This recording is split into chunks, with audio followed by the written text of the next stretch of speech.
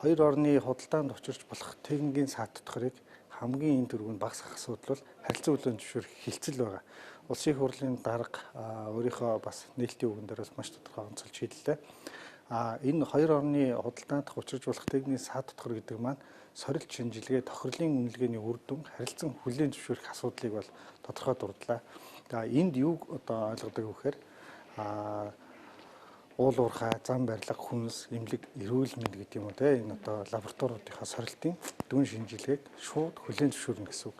Нэг ёсондоо энгийнээр тайлбарлавал нэг бараа бүтээгдэхүүн одоо Оросын холбооны улс руу экспортод те гарлаа гэж бодоход Оросоос одоо манай Монгол руу импортод бараа бүтээгдэхүүн орж ирлээ гэж бодоход бие биенийхээ сорилтын үр дүн буюу лабораторийн дүн шинжилгээг дахин давтаж хийхгүй шууд хүлээн зөвшөөрнө. Энэ нь бол цаг хугацаа тий одоо эдийн засгийн гэдэг юм уу энэ бизнес эрхлэгчдэд маш том давуу тал болж өгдөг.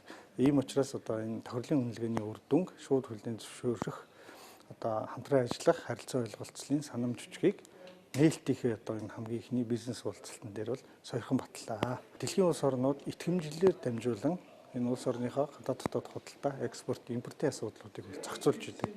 Тийм учраас хоёр орны итгэмжлэлийн байгууллагууд маш өндөр түвшинд бол хамтран ажиллах одоо бие биендээ дэм тус болж ажиллах ийм одоо нөхцөл боломж бас бүрдэж байгаа.